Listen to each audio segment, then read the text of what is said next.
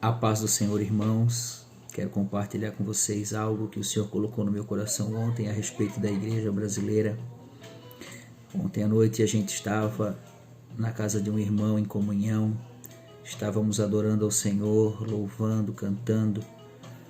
E no meio desse mover, o pastor Joel iniciou uma oração de intercessão, a respeito da nossa nação, da nossa cidade, da igreja. Também clamou a Deus para que liberasse dons, para que dons fossem manifestos. E eu me lembro que no meio da oração, ele rogou ao Senhor que desse o dom de cura, que nós pudéssemos impor as mãos sobre as pessoas e elas serem curadas. E ele citou na oração a passagem de Atos 3, onde Pedro, na entrada do Templo Formosa, ele ora a um homem coxo e ele se levanta e ele sai caminhando e glorificando a Deus. E na hora que ele fez essa oração, o Senhor então ministrou meu coração e eu imediatamente abri a palavra do Senhor no livro de Atos e eu li e eu vou compartilhar com vocês aquilo que o Senhor derramou sobre as nossas vidas na noite de ontem. Pedro e João subiam ao templo para a oração da hora nona. Era levado um homem coxo de nascença, qual punham diariamente à porta do templo chamada Formosa, para pedir esmolas aos que entravam. Vendo ele a Pedro e João, que iam entrar no templo, implorava que lhe dessem uma esmola.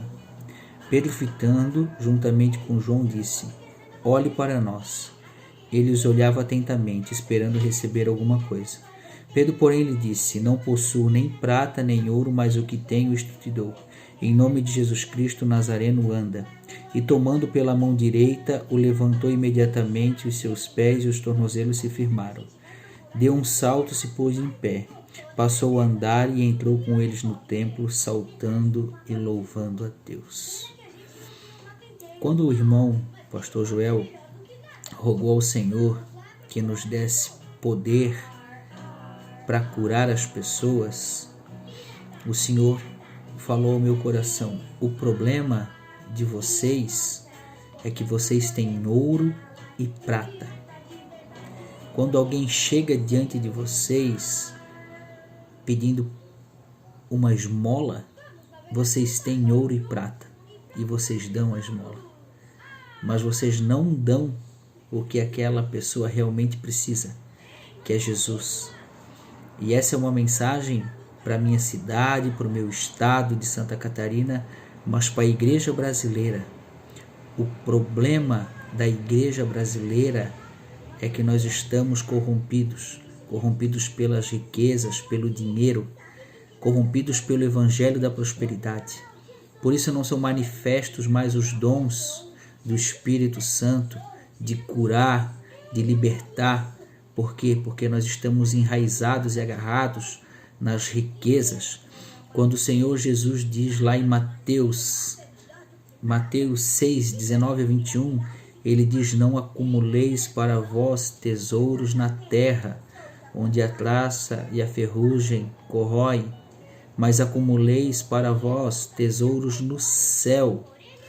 A Bíblia diz que nós não podemos servir a dois senhores, nós não podemos servir a Deus e as riquezas. Provérbios 23, eu achei interessante que eu estava lendo hoje. Provérbios 23, 4 diz: ser rico não é a coisa mais importante do mundo. Por isso, não use todo o seu tempo e bom senso para ganhar dinheiro. Para que se dedicar tanto às riquezas? É uma pergunta. Elas desaparecem num instante, como a águia que voa para longe. E indo mais profundo, nós temos a igreja de Laodiceia em Apocalipse. A igreja que não é nem quente nem fria, mas ela é morna. Ela dá náuseas, ela dá enjoo no Senhor. É uma igreja que ela não está nem de um lado nem do outro. Ela não é nem igreja, ela não é nem totalmente igreja, nem totalmente mundana. Ela está no meio termo. Essa igreja dá náuseas. ela dá ânsia de vômito, melhor se fosse frio. E o texto diz: pois dizes, estou rico e abastado, e não preciso de coisa alguma, e nem sabes que tu és infeliz, sim, miserável, pobre, cego e nu. Aconselho-te que de mim compres ouro refinado pelo fogo, para te enriquecer, vestiduras brancas para te vestires, a fim de que não seja manifesta a vergonha da tua nudez, e colírio para ungir os teus olhos, a fim de que vejas. Eu repreendo e disciplino a quantos amo. Sê, pois, zeloso e arrepender-te. Eis que estou à porta e bato. Se alguém ouvir a minha voz e abrir a porta, entrarei em sua casa e cearei com ele e ele comigo. O problema da igreja brasileira é que a igreja está dentro dos templos, mas Jesus está fora e ele está à porta batendo, batendo. E ele diz: se abrires a porta e ouvires a minha voz, entrarei e cearei com ele, com eles. Quando Jesus estava na terra, caminhando, um homem chamado Zaqueu, ele subiu numa árvore para ver a Jesus, e quando Jesus se aproximou, disse: desce daí, Zaqueu, desce daí, porque cabe a mim estar na tua casa, ou repousar na tua casa. Então Zaqueu desceu. Zaqueu era um cobrador de impostos. Quando Jesus entra na casa de Zaqueu, sem falar nada, Zaqueu diz o seguinte: hoje mesmo eu vou vender 50% das minhas propriedades, vou dar o dinheiro aos pobres, e se eu soneguei imposto indevido de alguém ou a mais, eu ressarciei 4 vezes o valor. Se eu cometi isso, se eu fiz isso com alguém, eu vou ressarcir 4 vezes mais. Por isso esse princípio de Atos: vendiam suas propriedades, colocavam o dinheiro aos pés dos apóstolos. Para quê? Para que eles dividissem entre os irmãos, para que todo mundo vivesse em igualdade. O reino de Deus é um reino de unidade, de sermos um reino de igualdade. Por que temos essa desigualdade no meio da igreja brasileira, aonde os mais ricos, eles condenam os mais pobres, aonde os mais ricos, eles dizem que os mais pobres, eles não têm Deus, eles não têm fé, eles devem estar em falta com o dízimo, eles devem estar em pecado. A mesma coisa que aconteceu com Jó. Quando Jó perdeu tudo que tinha, a Bíblia diz que ele era um homem justo, íntegro, temente a Deus, um homem a qual Deus se agradava. Então Deus permite que Satanás venha e tire todos os bens que Jó tinha, mate os filhos de Jó, coloque uma lepra em Jó, e aí vem aqueles amigos de Jó de longe para consolá-lo, mas quando eles vêm e estão com Jó, eles acusam Jó de que Jó cometeu alguma gafe, Jó estava em pecado, Jó de certo bateu num órfão, maltratou uma viúva ou explorou os mais pobres, quando na verdade Jó não tinha feito nada disso. Esse é o reflexo da igreja brasileira, uma igreja que condena os mais pobres, dizendo que estão em pecado, dizendo que não tem Deus, quando Deus chama os mais humildes. Se tu ler a carta de Coríntios, Deus, está escrito ali, vende, irmãos, que entre vós Deus não escolheu muitos de acordo com os padrões humanos. Deus escolheu os rejeitados, os pobres, os humildes, aqueles que não têm valor para a sociedade. Foram esses que Deus escolheu. Então, o que eu quero compartilhar com os irmãos: a igreja evangélica brasileira não opera mais dons. A igreja brasileira, ela não cura mais. Por quê? Porque ela tem ouro e prata. E ela acha que por ter ouro e prata, ela agrada o Senhor.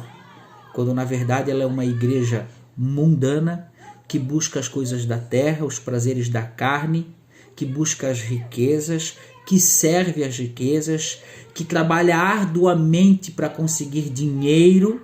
Quando o Senhor diz: não sejam como os ímpios, trabalhando arduamente pelo que comer ou vestir. Aí ele dá o exemplo das aves que não semeiam, que não têm celeiro, mas entretanto Deus lhes dá o alimento. E ele diz sobre os lírios do campo, que hoje estão e amanhã não estão. Nem Salomão, com toda a sua majestade e glória, não se vestiu como os lírios do campo. Buscai em primeiro lugar o reino do céu e a sua justiça, e essas coisas, todas essas coisas, que é o alimento e a vestimenta, vos serão acrescentadas. Igreja brasileira, será que estamos buscando o reino dos céus e a sua justiça? Ou estamos buscando os nossos prazeres, realizar os nossos sonhos e desejos carnais, enquanto por meio disso a gente degrine a imagem de Jesus? A gente diz que serve a Deus, mas servimos as riquezas, e assim a gente acaba insultando a Deus, a gente acaba denegrindo a imagem do Senhor. Um conselho para ti: a tua mansão não glorifica a Deus, o teu carro importado, a tua Land Rover não glorifica a Deus, porque tudo isso é o que o mundo quer. O que glorifica a Deus é a tua humildade, a tua mansidão. O que glorifica a Deus é quando alguém te dá um tapa num lado da face e tu oferece o outro. O que glorifica a Deus é tu ser o menor para ser o maior. O que glorifica a Deus é tu perder para ganhar. O que glorifica a Deus é alguém te pedir emprestado e tu não cobrar.